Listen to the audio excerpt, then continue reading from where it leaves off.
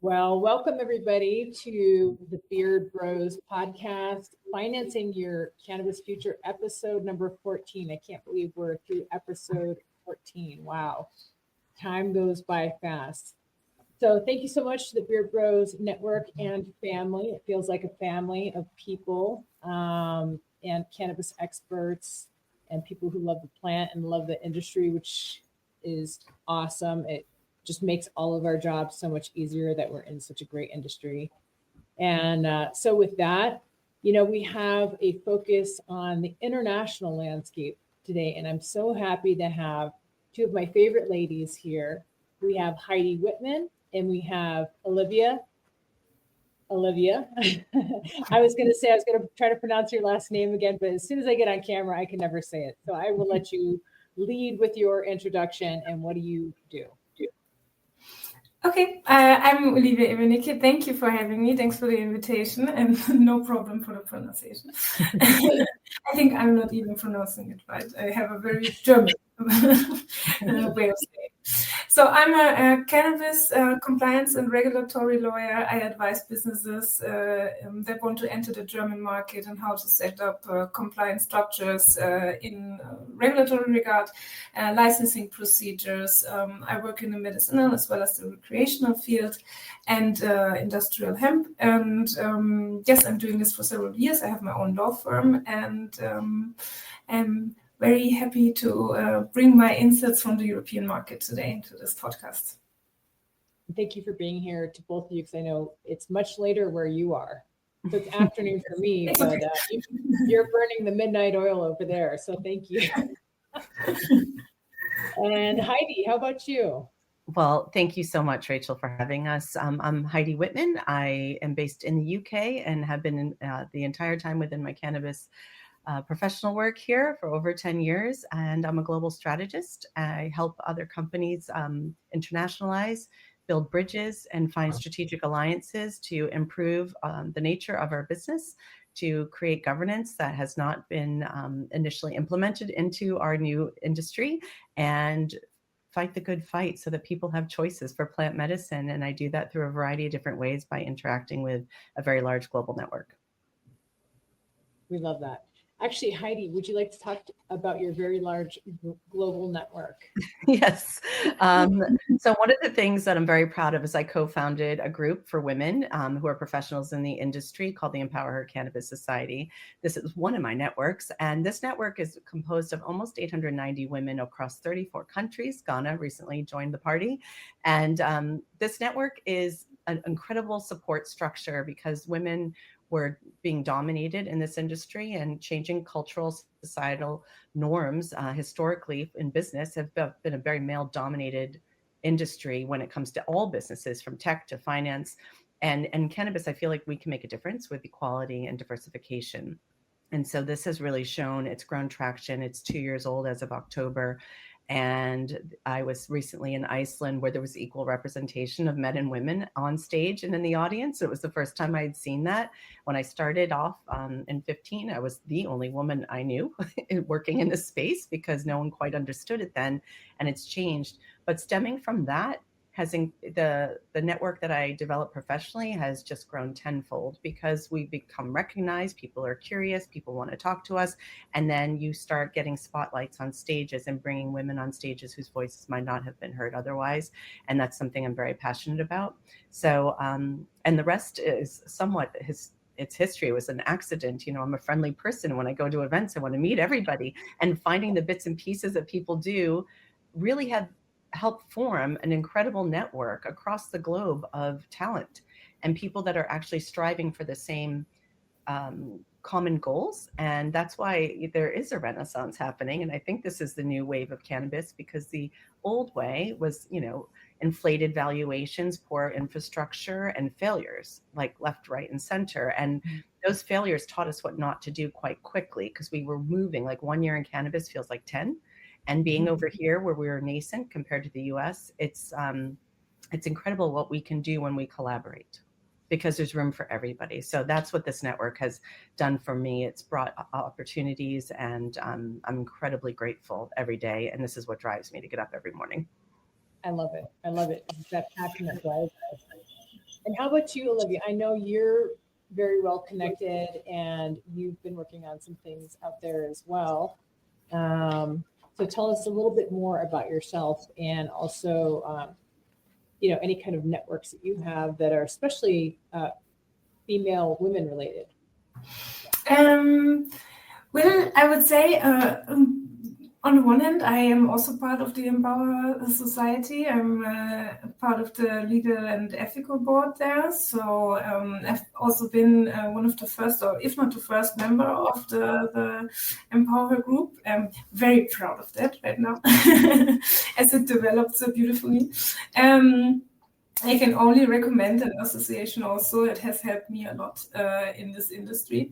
For my part, I started in this industry, especially coming from the CBD and hemp side. I started as a criminal defense lawyer, defending this kind of cases, as we had a lot of uncertainties and difficulties in Germany in that regard. And then, yes, with the cannabis legalization, that was, of course, talked about and then went through the legislative procedure, etc. for a while. I started to have more and more followers and network from the recreational side at first, clubs, interested parties that came from that. Of course, also my specialization in narcotics criminal law helped. And therefore, I entered, I would say, a little bit from an unusual side or perspective into the market. And now, with time, I'm not only advising in the recreational field, as it is also a little bit difficult in Germany because the club scene and structure is complicated and only slowly developing, while the medical side and the pharma side is, of course, booming, one could say. I think we will see a little bit of balancing in the future between the two sides. Right now, it is very disbalanced. So yes, I advise now in the medical field, telemedicine, medicinal companies, medical companies, when it comes to compliance and licensing and all of that stuff. And unfortunately, not as much women as I wish are my clients. That is, I think, just the market right now, especially in the decision-making positions. I don't see as many women as I would like to. And of course, it is changing slowly, and groups like Empower associations are very helpful to connect one another. But still, it is a very, very male-dominated industry, especially when it comes to C-level positioning. And therefore, most of the time, my clients are male, even though maybe I have one or the other female to talk to. It's most of the time male clients that I work with. Here too in the US, so I would concur. Let's change that. Yeah. Well, you both are changing it, so thank you so much for that. And thanks for creating a safe and prospering arena for us all. That's wonderful. And I look forward to seeing you ladies overseas. I met you a number of years ago. We've had so much fun going to conferences, talking about business, doing, fun side trips, and more to come. So I'm really looking forward to it. Yes, me too. Can't wait. Yeah, me too. We're already making our plans. So yes. Always. So we've been talking about internally, we've been talking about this idea of the global cannabis renaissance, and specifically, across the whole world, but our focus is in this on the US, on the UK and EU mainly, being from Germany and the UK, Heidi. So what does that mean, the global cannabis renaissance? How are you seeing this manifest over there? Well, I can say that the difference in the way business is being run today is vast compared to, say, 2018, which wasn't that long ago. But again, cannabis years are like dog years. It's like +7. And when I first began, entered into business, exiting one CBD company and then joining that force and a couple others thereafter. And they were operating in Switzerland, Colombia, and the UK, and the Channel Islands, and all of which did not have the right infrastructure. And the failures were tangible. You know, you could watch the way things were being operated as not a typical business, but more of a rush, and not looking at the fact this is a marathon game. And a lot of people expected returns immediately. And they also valued their companies way too much. I mean, the telephone numbers in 2 years are never going to happen, but they really thought so. And I don't think they understood the market that they were actually trying to sell to. And so now where I see it's a renaissance, those players that were advantageous or in a rush to grab as much as they could with greed and ego are no longer really standing in power positions anymore. I see more of a diversification of C-suites. I see women stepping up. I've seen the most successful women coming out of the US really giving us something to look up towards. But it's not just between women and men, it's how we work together. And I do know that there has been a lot of changes when it comes to the governance. I mean, when you don't have a CFO at all, when you're getting millions in investment, I mean, you're just setting yourself up for the fast track to failure, because the allocation of funds are so mishandled and the long game isn't planned. Exit strategies aren't thought of, but now they are.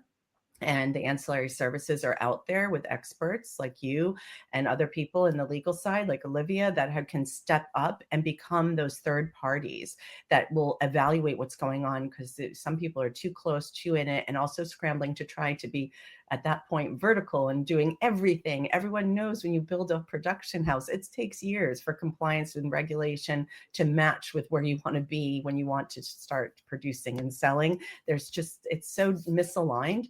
And I think now people are starting to realize strategic alliances are supportive. You know, working with others to make that vertical dream come true by having a stakeholder, diversifying your portfolio. And that's something that I see all the time. And we see a lot of mergers happening and acquisitions that are actually fruitful, and distressed companies getting help versus crashing. So I think this is what I mean by the changes that are occurring. It's not just in the UK, it's global. But I think we all kind of jumped in without that playbook and tried to make things happen. And now that the playbook is sort of getting written loosely, people that are in nascent regions like France, you know, they're looking at things like a non-flower medical market for a reason. It matches the illicit market's products, you know, looking at things to make it a little bit more sophisticated so we can get the confidence not only from prescribers, but from capital investors and also compliance experts, that they can show that we are actually institutional. We're not just a loose fitting industry. So that's what I see and feel daily. Right. Yes. Well, I agree. Go ahead, Olivia. Yeah. I would also say, like, for me, the global cannabis renaissance is really coming from prohibition. Yes, we've had prohibition over centuries. Now, it was always used as a political vehicle for different countries and different political parties to collect voters through that. Yes, and all of a sudden they need to somehow pivot, and they use the propaganda, of course, with stigmatization of consumers, of patients, etc. So now, how do you all of a sudden, within a very short period of time, pivot from this kind of narrative? Yeah, I mean, in Germany we've had cannabis legalization, the medical cannabis legalization, since 2017. Of course, a very small, limited, and restricted market back then, and that meant that basically cannabis was not really in the middle of the society from a legal point of view, because most of the time, practitioners would not prescribe it, or we had no insurance coverage, etc. And only it was like the last possible treatment. Then you could prescribe cannabis, etc. All of this regulation, we know them from other markets, and all of that changed with the reform that we saw 2024 last year. And the biggest change, though, was within the heads of the society of the people now living in a country that has decriminalization, where it is allowed to consume, where it is allowed to possess, where it is allowed to have up to 3 plants at home for home grow, etc. We see now through the different demographic structure of the society, like from young adults to our elders, that they are trying, that they're consuming, that they're open to it.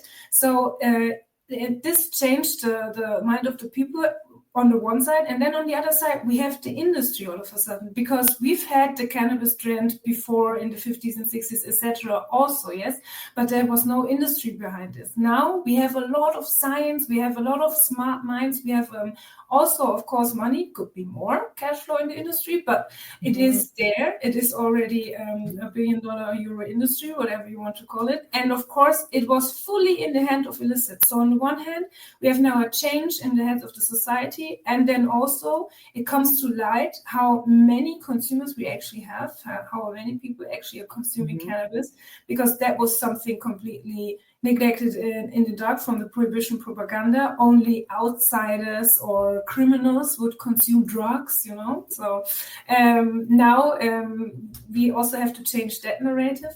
And then we have the very ambitious and visionary and revolutionary industry behind it that is driving this forward. And especially in Europe, we can see, but all around the world, but of course I'm here in Europe, so I read the headlines every other month of a new country changing their cannabis regulatory, going from prohibition to decriminalization to partial legalization, now Switzerland, full legalization, etc. Yes, so it's always one domino stone after another. And we are definitely in the middle of a global cannabis renaissance. And I think this is only the beginning. If we look at what happened within a very short period of, let's say, maybe the last 2 to 3 years, where we really saw a boom and a change in the way of how regulators also and the governments think about it. And then on a global scale, how we start to talk about imports and exports and all of this. Yes, I think that this is a very sped up process. And in the next couple of years, we will have a lot of changes, and this market is definitely going to grow so much further than we can expect it right now. I agree. Absolutely. Definitely. And I just want to double back on the financial side of the Renaissance, as you were saying, Heidi. I know we have an event coming up very soon here, and by the time this video comes out, we will have been there. So do you want to tell our audience about the upcoming event and how that contributes to the financial and investment landscape of the UK and EU? Yeah. Well, Verdant Strategies is hosting a soiree pre-Tolman House event. So we will, on November 9th, we'll be gathering. We curated a list of invited guests, decision makers in the UK. Some in Germany are actually attending too, who will also be attending the Tolman House as members or coming in strictly just for the Verdant Strategies introduction. And the reason why this is so important to me, being here in the UK and aligning with Verdant for this purpose, is that we don't have anyone focused on accountancy and any other consulting services that are focused on financial support strictly for the cannabis space. So bringing this internationalization, bringing this team from the US that is so schooled in understanding how things work and what works, I think the confidence that we are going to create within the companies, the success on their actual goals for exits, mergers, acquisitions, whatever they're seeking, is going to come from, once again, a third party coming in and doing an audit, seeing where the gaps are and tightening up the ship. It will strengthen not only that company, but the entire industry. This is my backyard. I'm very passionate about the UK. We're stuttered, going forward, but we have some excellent companies in working order right now. And this just provides that comfort blanket to their business, so that when the regulators see us working as a true institution, as a true sector, because you have to remember, cannabis has been looked at as a very low class substance. We're flipping it on its head and rebranding it as an upper class, normalized health option. And I think when we have health options for people and we give people choices, we're going to increase the product diversity, the businesses that stem from it, and of course the equality across the board, because we're actually we have this chance being a new industry to do all of this. So what better way than to start from the inside of the companies and spread outward with governance at the core? And these people that are coming to our beautiful event are going to be able to meet Rachel in person, her team, and this will be a nice little networking soiree for people to really get the answers that they might have always thought about or maybe never knew that they needed. And I think that having informed understanding of your business structure is only going to lead to success. And I don't think anyone's out here to fail, but we now have structure, like we said, financial architecture. I love that word, because we're creating architecture within your space, and Verdant's done it successfully in the States there and have clients over here already, but now we're going to expand the offering. And I think, besides doing taxes and having the accountancy and the keeping the books straight and narrow, it will give us more clout, because we need to win over regulators. And then it trickles into the prescribers and the offerings and the businesses. And we've had massive acquisitions here, with GW and Jazz and EMAC and Rockshaw and Curaleaf. I mean, we've had some really big acquisitions here, and that doesn't mean that it's going to stop there. So if people want to build their companies correctly, I think this is a perfect time to come in.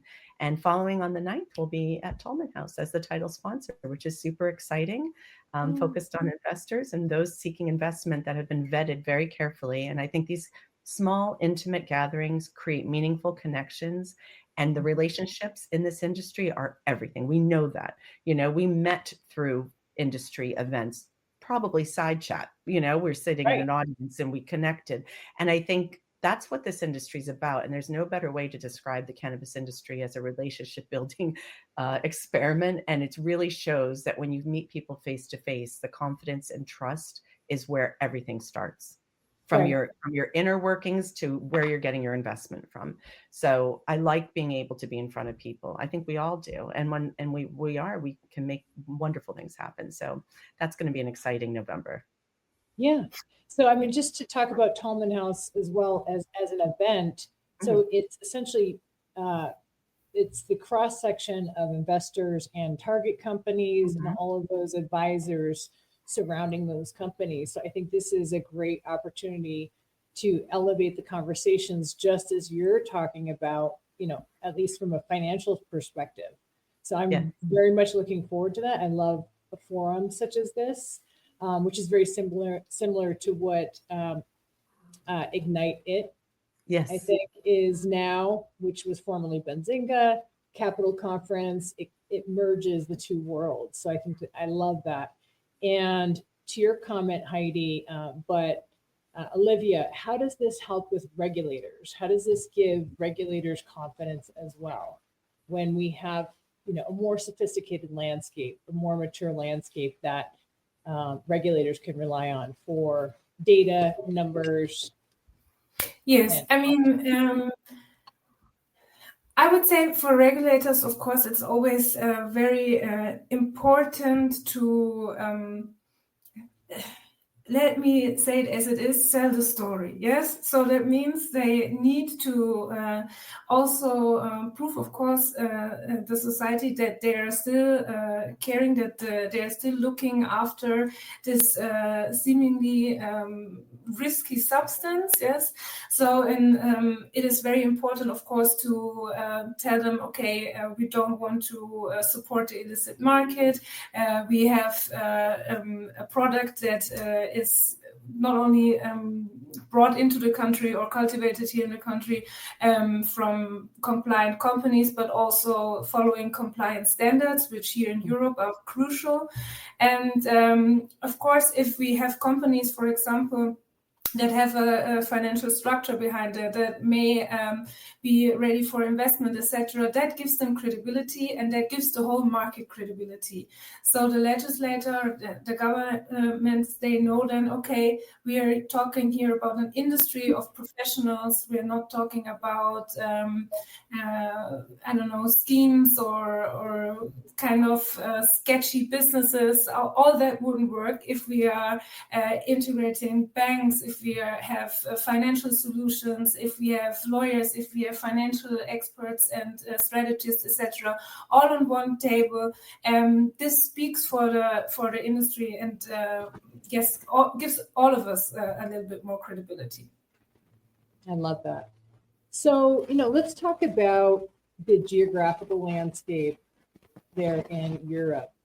So I know we'll touch a little bit deeper on Germany in a bit, but how about, say, the Czech Republic? What is going on in Czech Republic in general, and Switzerland pilot program, the UK, France? We can actually touch on each one of these. Probably in depth. Yes.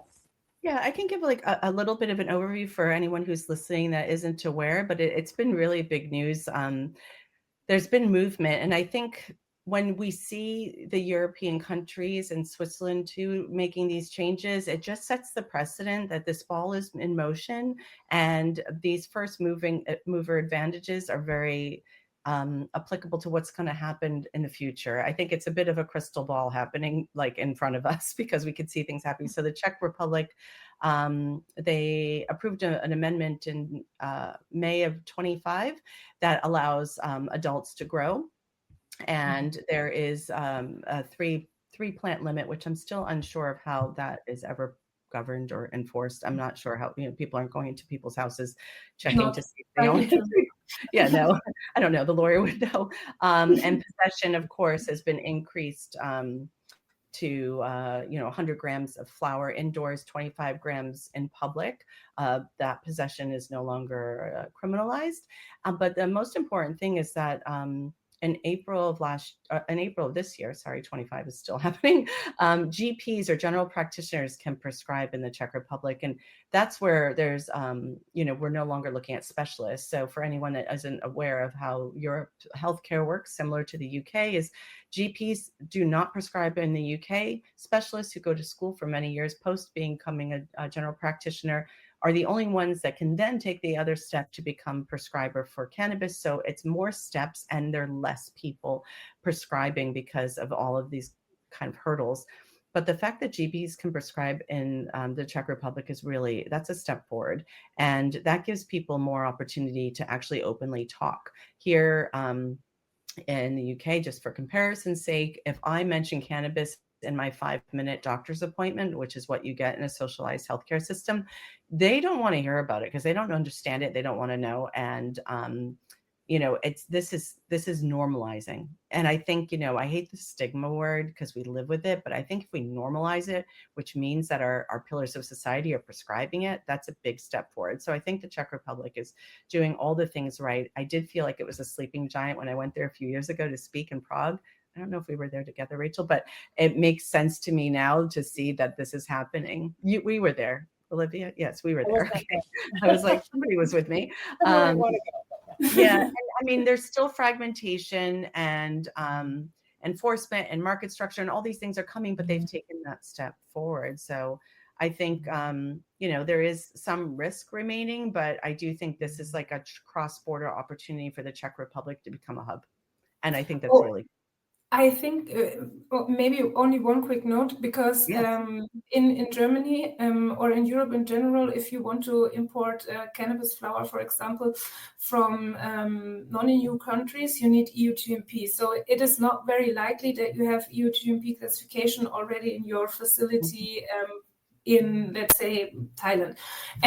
So therefore you need a processing hub here in Europe. Yes, in the past, it was most of the time Portugal, but Portugal now had some compliance issues, and therefore it is a little bit more difficult, let's say it like this. And the Czech Republic, for example, is now the new EU processing player, I would say, standing next in line. So I definitely think that Czech Republic will be very, very interesting in the future. And it actually invites the ancillary services in because it's strategically positioned to accept them now. So advisors on compliance, on manufacturing, export logistics, financial advisory, banking, all of this is going to rise there. So it's creating a new wave of the economic growth and also the healthcare options. And I think that's like the sweet spot. because more people will have more opportunities, and it will really standardize what we're trying to achieve in other countries. So it's an exciting space. I also think it's super interesting because what you mentioned with their new law that will, I think it will enter into force 2026. Yes, 26, yeah. It is quite the same to what Germany ruled out, yes, with the 3 plants and home grow and possession of 25 grams in public, 50 grams at home, etc. All of that. So what we predicted, like the professionals of the industry, that Germany will be the first player to legalize cannabis with that game plan, and then later on other European countries, is exactly what is happening. And the Czech Republic just proves that case, yes, that everyone looks to Germany, and in the end, this is, for the most part, most likely the legislation or the provisions that we will see in other countries as well. So it will definitely be interesting to follow what the Germans will also do in regard of amendments, etc. And speaking of, if you want, I can jump right into that and talk a little bit about what is going on right now in Germany, because it is quite interesting.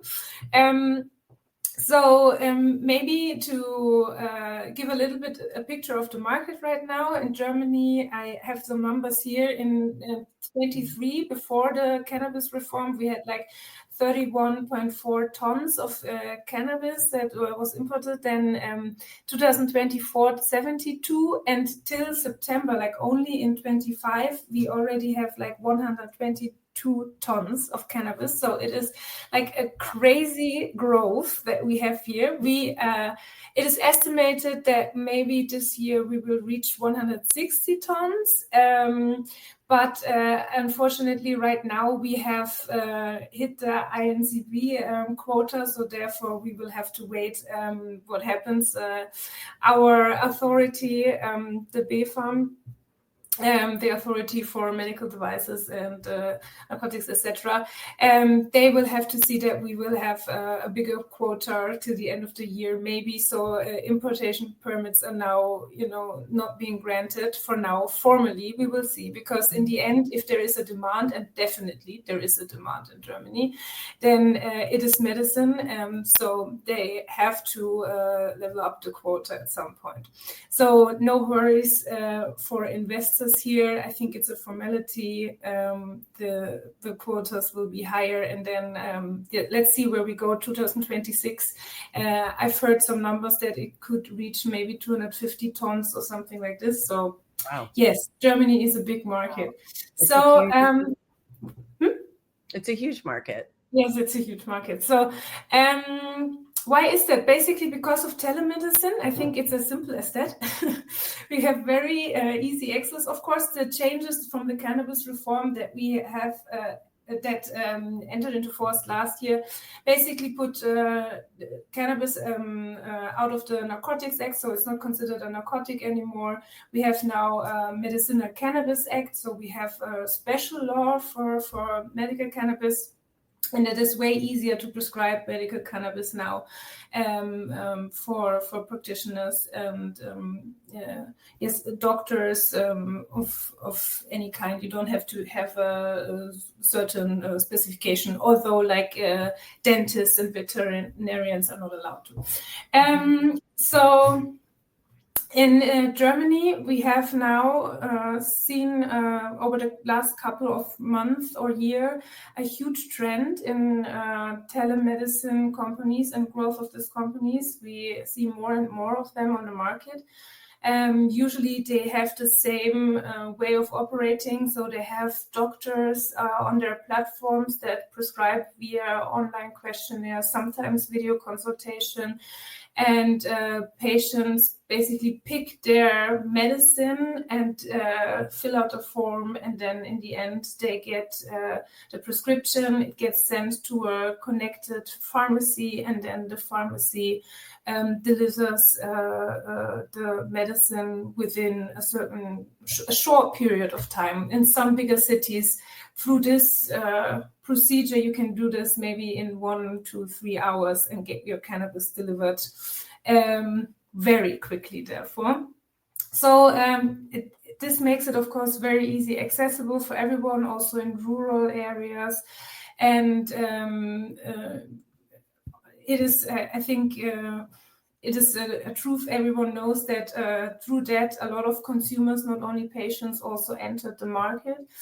And because of this, the government in Germany went more and more critical of the telemedicine platforms and said, okay, we have to tighten the provisions and rules around that. This is actually not what we want to support. So on 8th of October, so quite recently, the federal cabinet approved amendments to the MedCanG. Of course, still it has to go through the whole legislative procedure, so changes can happen. Yes, it's not fixed yet, but it is likely that these provisions will enter into force. They basically say that for the initial consultation, you need an in-person appointment with a doctor for prescribing you cannabis, and then for follow-up prescriptions, you need one in-person appointment every 4 quarters. And then they also have a ban, which I think is like, I don't agree with that kind of provision at all, a ban for mail order shipping of cannabis flowers. Because they argue that you need further consultation inside of the pharmacy with, a pharmacist explaining you the medicine, etc. Well, technically, there's no need for an in-person consultation. That could also be done over telemedicine, for example, or other non-in-person consultation options on the phone or something like that. But right now, this is where we stand. So, of course, there is a risk that I would say for the maybe first couple of weeks of this new law and provision entering into force, that the market will have a little setback, let's say it like this. But of course, we are talking about a professional industry. We're talking about telemedicine. We're talking about companies. There will always be a way. Yes, this is definitely harmful for those patients that actually need an easy access over telemedicine, that need online prescription methods or mail order shipping, etc., because they live maybe in rural areas, or they, like Heidi mentioned, it is also hard to, within the public health care system, to have an appointment, to find a practitioner that is willing to prescribe you cannabis, etc. Same here, even though we also have medical cannabis till 2017. If you don't find a doctor that is used to prescribing cannabis, or is aware and knows what he can prescribe and for which conditions, etc., most of the time they will not.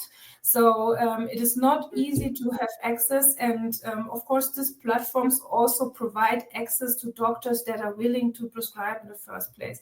So all of this would be then more difficult, but I advise my telemedicine clients to already set up Plan B structures. There will be no other way than let's say it like this. Telemedicine will always be there. Maybe it will be a little bit harder for the telemedicine companies to provide their services, and of course they should also, this is what I always advise them, keep patient interests in mind. That is very important. I think you can provide this kind of services with patient interests also being provided. But in the end, like the legislator thinks it's done like, again, prohibition style, without considering that this might be a little bit more harmful than useful. This is, from my opinion, not the way to go. And in the end, it will not change anything for the future of the German cannabis market. And then also we will see what that means again for the European, Germany as the European blueprint, let's say, what that means for the other European countries when they're following or not following maybe at some point the provisions of Germany, because they don't make sense. Love that. So we actually have to wrap up here in a couple of minutes. I have a call starting in 5. So, Now. so we're going to wrap up. Just looking down, and I know we could definitely have an awesome chat forever. Let's just touch on France for 2 minutes, and then we can kind of do some closing remarks and wrap up. I can give a little bit of a French update. I was just there. There was a change. Well, the government was a little disassembled and a lot, and they were getting a new government in, or a new governing body. And with that being said, there was also a movement to remove flower from the medical cannabis pilot program, which served about 3,000 French patients, medical cannabis in flower form.